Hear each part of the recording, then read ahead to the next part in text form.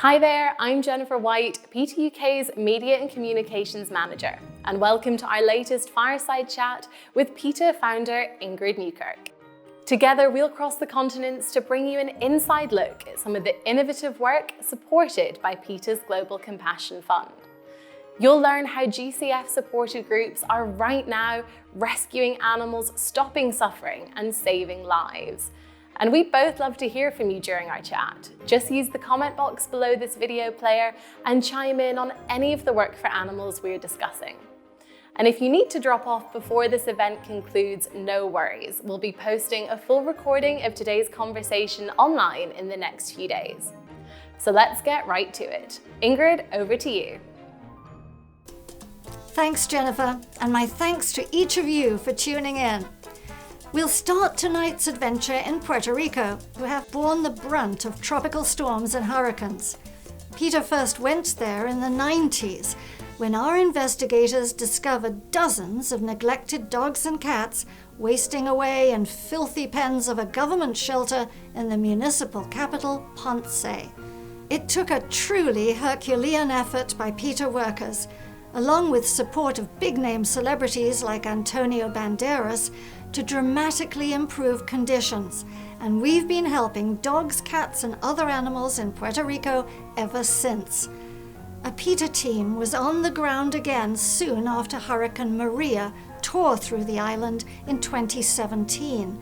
That epic storm was so destructive that no commercial flights or boats were available to us, and so our rescuers had to charter a small plane to bring supplies and aid to wherever they were needed most, and to get dogs out, something they did through the generosity of a longtime PETA sponsor.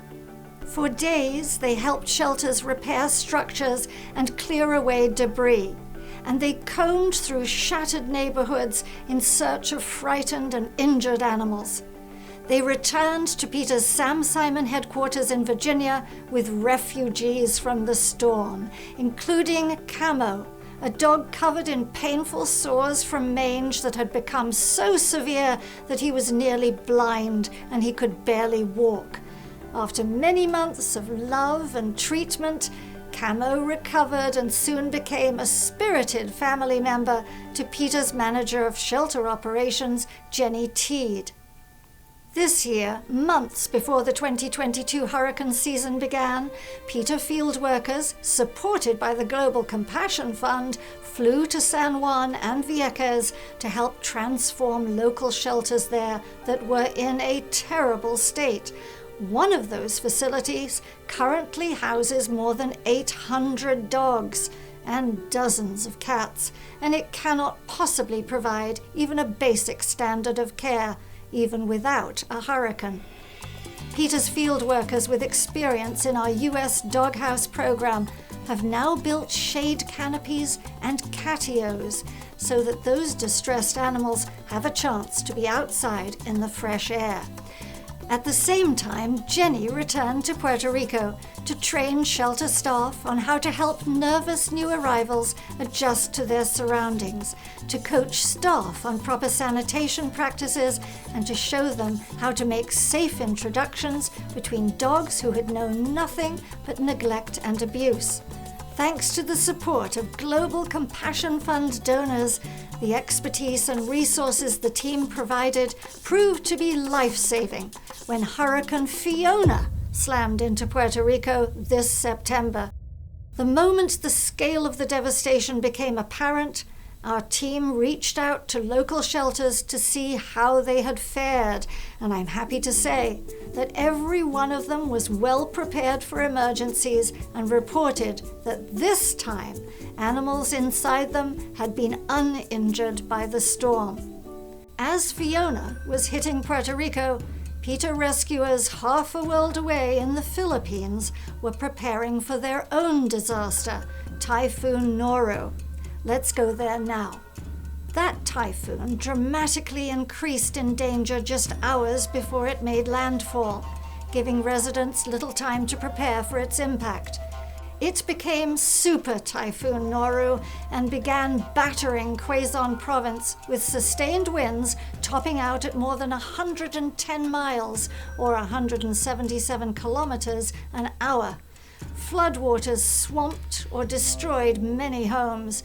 Yet, even as the storm raged, taking the lives of 5 daring relief workers, our colleagues at PETA Asia rushed into the very same area to look for injured animals, to treat survivors suffering from various maladies, and to distribute hundreds of kilos of dog and cat food to families who had lost almost everything. Your support of the Global Compassion Fund helps teams like those of PETA Asia respond rapidly when animals are in danger. Their swift work saved lives late last year when Typhoon Ray came through the archipelago like a steamroller. The only shelter on the island of Bohol desperately needed their help, as did the island rescue organization outside of Cebu City. PETA Asia rescuers managed to arrange for multiple cargo flights and a boat to bring pallets of dog and cat food, veterinary supplies, and tarps to help animals stranded in damaged shelters in both places. Back before these disasters, another catastrophe called upon PETA Asia's ability to respond to tragedies, and that was the unexpected and violent eruption of the Taal volcano. Before that volcano literally blew its top, there were boat trips to the island where you'd see tourists riding the broken horses up and down the steep sides of the mountain. There were as many as 2,000 horses on Taal, most malnourished and underweight, and they stumbled along on the rocky terrain as they trudged up the mountain over and over again. Their backs were often covered in huge, painful sores from the friction of ill-fitted saddles. Their hooves were never trimmed, and a total lack of veterinary attention left them bloated with parasites that robbed them of nutrition. These horses couldn't even rest properly at the end of a grueling day because they were tied up so tightly that they could barely move their heads, let alone take a step, lie down, or shift their weight off their aching legs.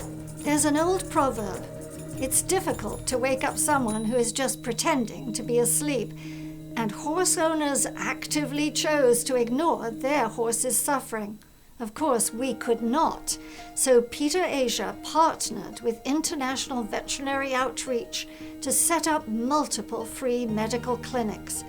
They were on the island and they provided care to hundreds of horses with each visit, as well as to many dogs and cats and other animals there too.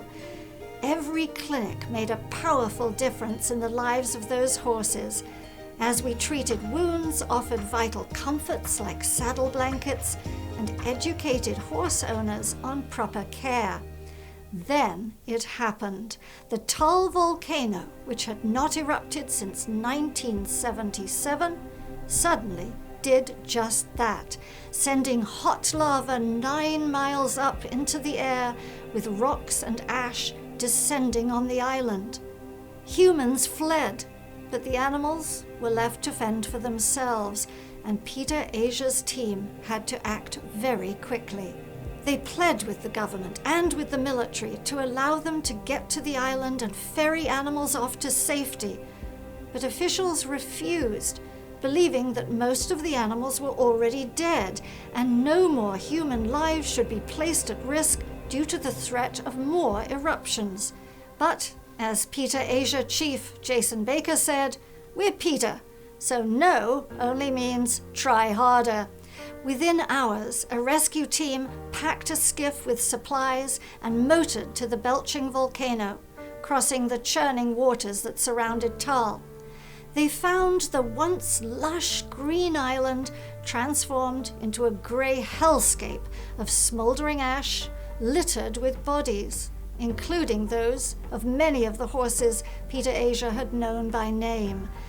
They pulled surviving animals from buildings that had collapsed, and they found other animals wandering about in shock and confusion.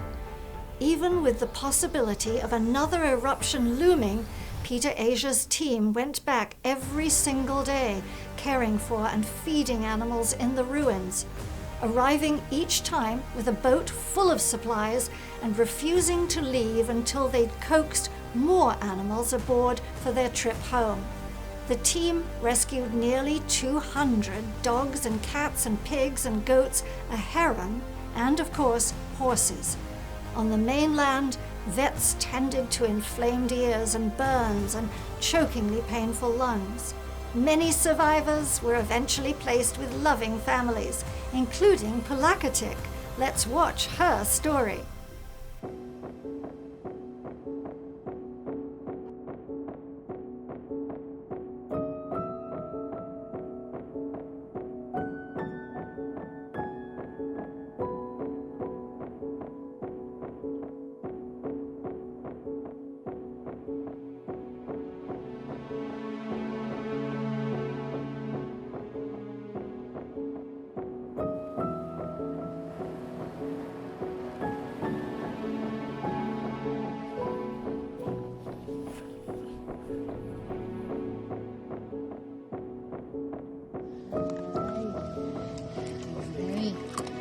I'm so happy to see you.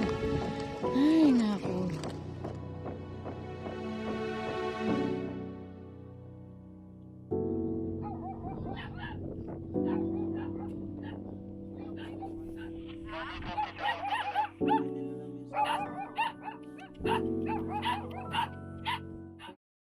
Today, tourists are back at Tal, but thankfully, no horses are allowed to be used again.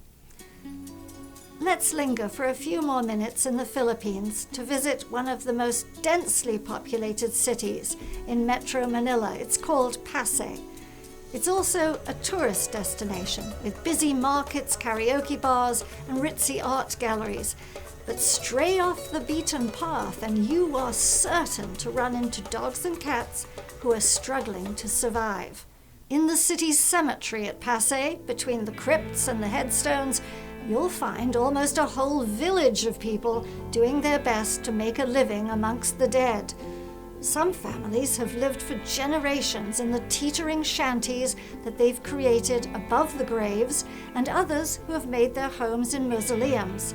There's no running water, there's no sanitation, and only limited electricity. Many dogs and cats also live between the tombs, rooting through garbage for scraps to fill their stomachs. Their hair falls out in clumps from mange, leaving them with constant scratching that keeps them awake at night.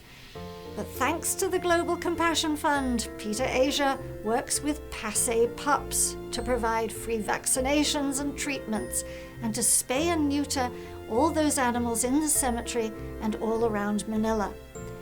They hold spayathons to fix hundreds of dogs and cats brought in by indigent families. And they directly rescue and care for animals who have no one to look after them at all. And they host adoption events. One of these once homeless dogs is Eric. This poor dog had been neglected for so long that his hip bones looked as if they might pop right through his skinny frame. He was covered from nose to tail tip in fleas and ticks, and he'd scratched his skin so raw as he clawed at the never-ending itch of mange that he was in misery. Thankfully, some kind person noticed Eric's desperate state, and they called PETA Asia's team for help. The team swooped in and quickly rushed Eric to a veterinarian. It took lots of care, medicated baths, extra food, to convince this poor dog to come out of his shell and feel safe enough to reveal his friendly personality. But eventually, when he was brought to a meet and greet to say hello to potential guardians, he wagged his tail and he smiled at almost everyone. He put so much energy into finding a new guardian, which of course he did, that afterwards he fell asleep in his water bowl. Now let's do a couple of quick visits to a few countries that we talked about in the last Fireside Chat.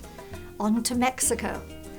At our last Fireside Chat, I told you about PETA Latino's life-changing spayathons in Mexico's Yucatan Peninsula, ones that helped combat that country's massive domestic animal overpopulation crisis. Well, our team recently returned to Cancun for their biggest spay-neuter event ever. They provided free surgeries to 644 dogs and cats in just 5 days. And of course, they promoted vegan eating by giving out delicious vegan meals and Spanish-language vegan starter kits to all comers. While some of the team was busy scheduling those surgeries, others roved the poorest areas, seeking out animals most in need of their help. That's where eagle-eyed staffers spotted 2 dogs so emaciated that you could actually see their backbones, and they gently but firmly persuaded their owner to entrust those dogs to PETA's care. Abigail and Cal are now thriving in a wonderful foster home, and once they've both recovered from neglect, they are all set to be placed with a loving family. And as I speak, PETA Latino is already gearing up for the next milestone spayathon, when they'll return to the ancient Mayan town of Chichimilá, site of another of our successful Global Compassion Fund spayathons. If you'd like to send a personal message to our staff before they head off, please just type in the chat box below and we'll make sure they see it. They do love to hear from the very people who make their work possible, you. Now to Ukraine, where I wish I could say the war is over, but of course it isn't. PETA Germany and their local partners are still regularly delivering food as many stores remain closed in various towns and cities. The team has provided more than 1,000 tons of food so far, and to give you some idea of the scale of their work, picture a massive warehouse packed to the rafters with 40,000 big bags of animal food. Their work has brought well over 1,000 animals to safety to date, sometimes from areas where the fighting is so intense that one PETA Germany staffer who went to the front lines with Animal Rescue Kharkiv reports they can only search for animals for a few minutes before the next barrage begins.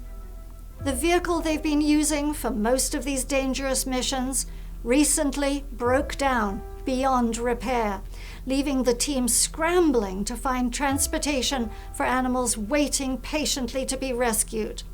Your donation to the Global Compassion Fund can help provide the funding they need for a reliable, used vehicle to ferry more frightened animals to safety. So please, if you can, do help. The team's work will be even more critical in coming weeks, as winter snows will make damaged roads almost impassable. PETA Germany and their partners in Ukraine are preparing for that, and they are determined to keep on moving more mountains of food and rescuing more animal victims of war, regardless. February marks 1 year since the Global Compassion Fund's life-saving work in Ukraine began, and we will recap everything they've accomplished for you in our next fireside chat. We'll of course be hopeful that the war will have ended by then. Now, just before I go, allow me please to introduce you to a few of the newest residents of Animal Rahat's Sangli Sanctuary, who are benefiting from your support. Joining our bullocks and donkeys and horses and camels and goats and dogs are 150 mice and rats rescued from illegal experiments uncovered by PETA India. These little sweethearts have gone from the filthy, cramped cells of an abysmal testing facility in Pondicherry to a home with us, where they receive affection and the expert care that each one of them deserves. Thank you for making wonderful happy endings like this possible through your generous contributions to our Global Compassion Fund. Thank you, Ingrid. What a powerful journey you have taken us on. And thank you all so much for joining us. If you want to do more to keep the work that we've discussed tonight going strong, please consider making a monthly gift to the Global Compassion Fund. It's as simple as checking the monthly box on the donation form, which you can access via the button at the top of this webpage. Thank you all so much for your compassion and for your commitment to improving the lives of animals around the world. Bye!